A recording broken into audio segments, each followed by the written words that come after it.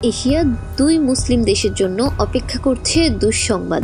যুক্তরাষ্ট্র এশিয়ার দুই দেশ পাকিস্তান ও আফগানিস্তানের নাগরিকদের জন্য নিষেধাজ্ঞা আরোপ করতে যাচ্ছে।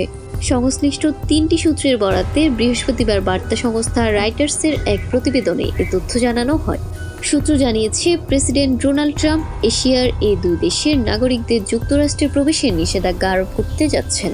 আগামী সপ্তাহে এটি কার্যকর হতে পারে। এছাড়া তালিকায় আরও দেশ থাকতে পারে, তবে সেসব দেশের বিষয়ে সূত্র কিছু জানাতে পারেনি। 2016 সালে প্রথম দফায় প্রেসিডেন্ট হওয়ার পর 7টি মুসলিম দেশের নাগরিকদের যুক্তরাষ্ট্রে প্রবেশের নিষেধাজ্ঞা দেন ট্রাম্প। সর্বশেষ 2018 সালে যুক্তরাষ্ট্রের সুপ্রিম কোর্ট ট্রাম্পের এই নিষেধাজ্ঞা বহাল রাখেন। পরবর্তী প্রেসিডেন্ট জো বাইডেন নিষেধাজ্ঞাটি বাতিল করেন। এছাড়া এটি তিনি যুক্তরাষ্ট্রের বিবেকের উপর দাগ হিসেবে উল্লেখ করেন। ট্রাম্পের এই নিষেধাজ্ঞায় মারাত্মক বিপাকে পড়বেন প্রায় 2 লাখ আফগানি, কেননা তারা ইতোমধ্যে যুক্তরাষ্ট্রে পুনর্বাসিত হওয়ার জন্য নির্ধারিত হয়েছেন। তালেবান সরকার ক্ষমতায় আসার পর দেশটির হাজার হাজার মানুষ যুক্তরাষ্ট্রে প্রবেশের জন্য আবেদন করেন। তালেবান তাদের উপর প্রতিশোধ নেবে দাবি করে এই আবেদন করেন, কেননা তারা যুক্তরাষ্ট্রের সঙ্গে তালেবানের দুই দেশের যুদ্ধে গোষ্ঠীটির বিরুদ্ধে কাজ করছেন।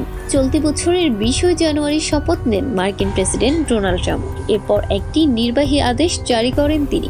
আদেশে বলা হয়, যুক্তরাষ্ট্রে আবেদনকারীর প্রক্রিয়ায় কড়াকড়ি কথা বলা হয়েছে। ওই নির্বাহী আদেশে বেশ কয়েকটি সরকারি সংস্থাকে আগামী 12 মার্চের মধ্যে যেসব দেশের পরীক্ষা প্রক্রিয়া অপর্যাপ্ত নয় তাদের তালিকা দিতে বলা হয়। রাইটার্স জানায়, এই তালিকায় আফগানিস্তানের নাম রয়েছে। ফলে দুটি দেশের নাগরিকদের যুক্তরাষ্ট্রের প্রবেশের নিষেধাজ্ঞা আসতে যাচ্ছে।